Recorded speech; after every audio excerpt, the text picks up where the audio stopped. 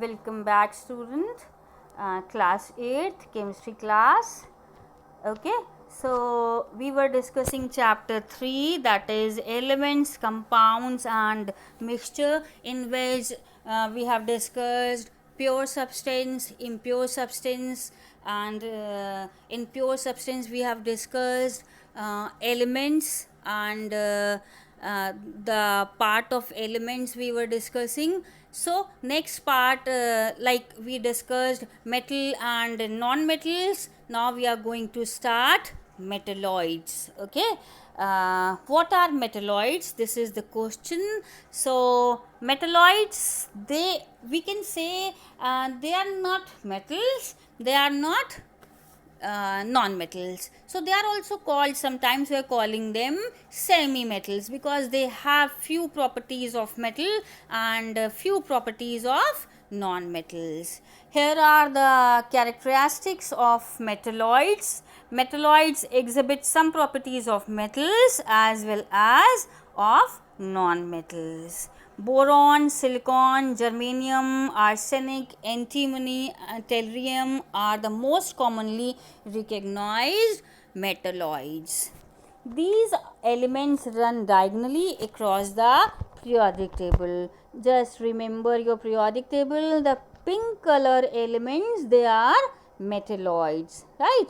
They may have a metallic or dull appearance. Why it happens? Because they have both the properties of metal and non-metals. So sometimes we are seeing they have a metallic luster and sometimes they are dull in their appearance. They are usually brittle and are fair conductors of electricity, right? Means they are good conductor of electricity. They may gain or lose electrons during chemical reactions. It depends upon their chemical reactivity and their number of electrons present in their outermost orbits, right? Now come to the next point. They form alloys with metals, means they are used to form alloys. It's very important point. Alloys we will discuss afterwards. Basically you can say it is man-made, means we are mixing some metals and these metalloids to form a substance which is named as alloy and which is very flexible and useful. Have you seen alloy wheels? Huh?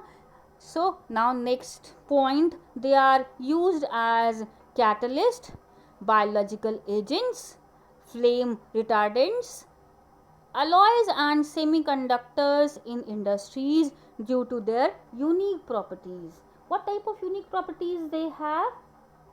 They have few properties of metals and few properties of non-metals. So according to our need, we will use them. Okay. Now the second part of this chapter, that is compound. Like we have discussed that element is the purest form of of any matter or substance. Here compound is a substance that made up of two or more elements, right?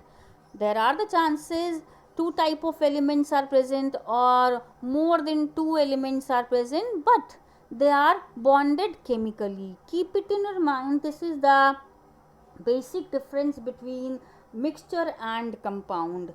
In mixture also different type of particles are present, but they are not bound together. No kind of chemical bond is present between them and their ratios are also not fixed when we are talking about mixtures. But in compound, the two or more elements are present, they are bonded chemically. A compound can be broken down into smaller substances by chemical means we can break a compound chemically, but physically we can't separate the elements of any compound. The properties of compound differ from its constituent elements. It means what? It means a compound is having totally different type of property if we are comparing the property of a compound and the property of the elements by which this compound is made up of. The best example is water. Water, H2O, means 2 atoms of hydrogen and 1 is oxygen, right? But go through the properties of water and check the properties of hydrogen and oxygen. Water is totally different from the properties of hydrogen and oxygen. Okay. Here are the characteristics of a compound. Pure substance formed chemically from 2 or more elements. That is the main part of compound. Like compound is having different type of elements, then also it is known as pure substance. Why? Because they have fixed ratio of the elements present in it.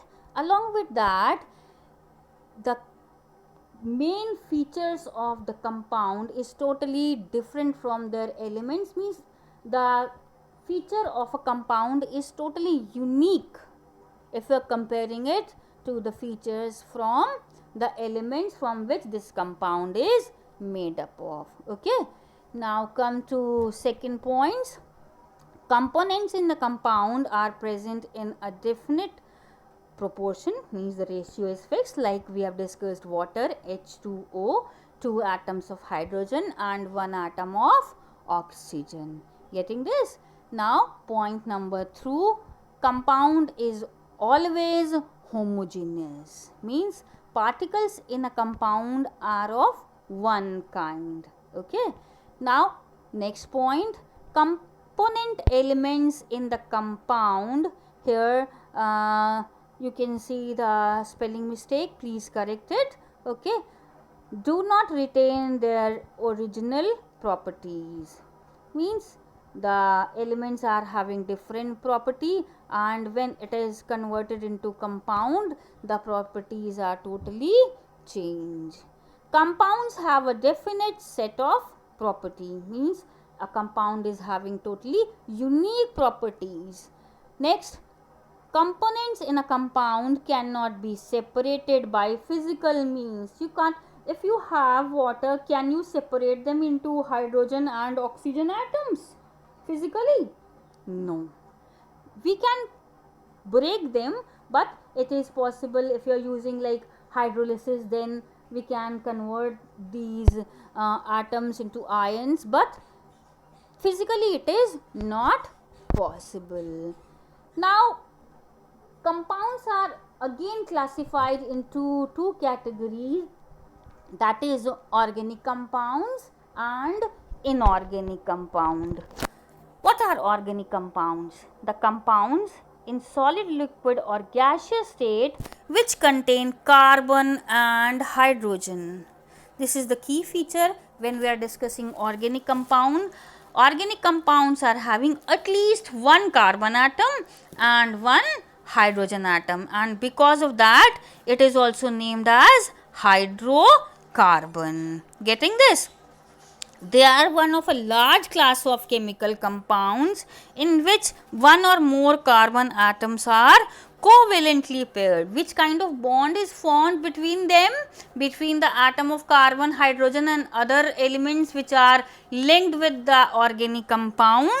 So here covalent bond is present and at least 1 carbon atom is present. There are the chances like more than 1 carbon atom is present, but minimum 1 carbon and hydrogen atom is present, right?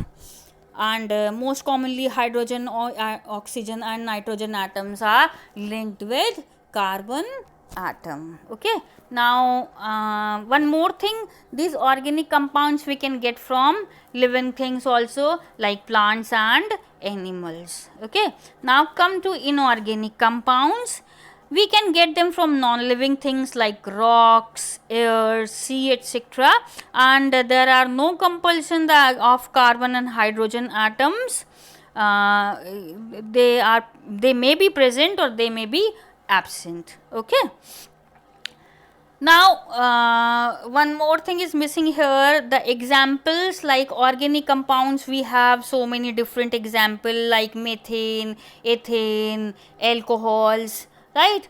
And inorganic compounds, we have carbon dioxide, we have fertilizers, they all are inorganic compounds. Okay. Now come to the next part of this chapter, which is what is mixture. We have discussed compound. In compound we have different kind of elements, but they are bonded together. They have a chemical bond between them and we can't separate them physically. Along with this, they have the elements in a compound are having a fixed ratio, but in mixture there is no fixed ratio and no chemical bond is formed. A substance, on the other hand, is impure. Why it is named as impure substance? Because in it different kind of particles are present and they all are having different properties, so they are named as impure substances. If it consists of different kind of elements combined together physically and not chemically, impure substances also called mixtures. Getting this? These impure substances are named as mixture. They are again divided into two categories, that is homogeneous and heterogeneous mixture. Homogeneous mixture, occasionally called a solution, is comparatively unvarying in configuration or constant, right? Every unit of mixture is likely like every other unit. For example, if you have liquefied sugar, means we are forming sugar solution. We have 1 glass of water and 1 tablespoon of sugar. If we blend it really, it is converted into sugar solution, that is named as sugar mixture also.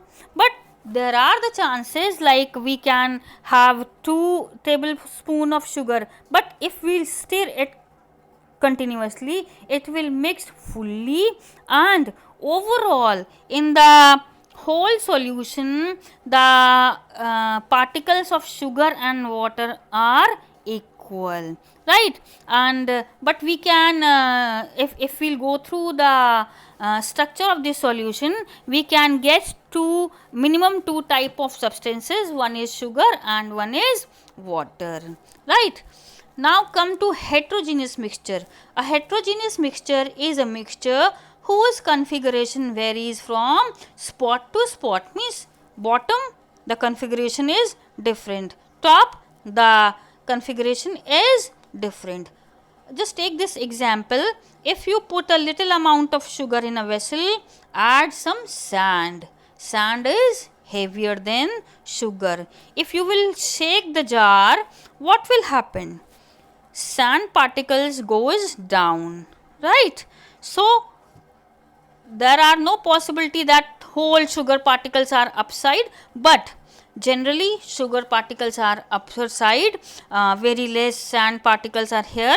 But as soon as we are going down, we will see less sugar particle and more sand particles. Means we can say that the configuration of this vessel in which we are keeping sugar and sand is different in the different parts of this vessel. Means top part we are seeing a different configuration, in middle we are seeing different configuration, and at the end or bottom of the vessel we are seeing different kind of configuration.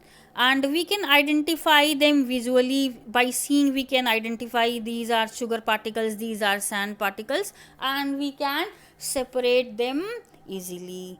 You can do it by yourself. Prepare a mixture like we all are liking to have churmura, है ना? You know churmura. So if you have churmura or namkeen, which is mixed with peanuts and fluffy rice and other things, so you can, it is a mixture because different kind of things or particles are present, but we can separate them. If you will shake the jar in which we are keeping all the mixture, so you can say the lighter things comes up and the heavier things goes down. So like this you can go through the heterogeneous and homogeneous substances. Now come to the properties of mixture. Number one, it does not have any specific property, but natural mixture is not having any property. Actually, the constituents, the particles which are present in the mixture, they have the property, and the total property of mixture depends upon the property of these constituent particles, right? It is formed as a result of physical change. It is physical change means different particles, we are keeping them separately. They have a variable composition. Already we have discussed different type of composition it can have in a same vessel, or if we have different variety, then also we have different composition. Their melting and boiling points are also different, because it depends upon the elements which are forming these mixture. These are the example of mixture. Go through the example. Some common example of mixtures. Number one, gas and gas like nitrogen and oxygen in the atmosphere. Number two, a solution like water and oil. Number three, gas and liquids such as water. Next, like gas and liquids such as water, what it means, like we have water and oxygen gas is dissolved, like already we have studied that the water animals or plants, they are named as aquatic plants, and aquatic animals, they breathe by the oxygen dissolved in the water. So oxygen is in the form of gas, and it is dissolved in the liquid which is named as water. So it is also a type of mixture. Now next, solid and liquid such as sand and water. So keep these examples of mixture in your mind, because in the next part of this chapter, means in next video, I'll tell you how we can separate these mixture, means the constituent of mixture, different elements we have, how we can separate them. Okay, so here go through the differences between pure substance and impure substances. Like in pure substance, it cannot be broken down or separate into new products, but impure substance we can separate them by different methods. And constant physical and chemical properties, when we are talking about pure substance, no change in their property, but mixtures are having different physical and chemical properties.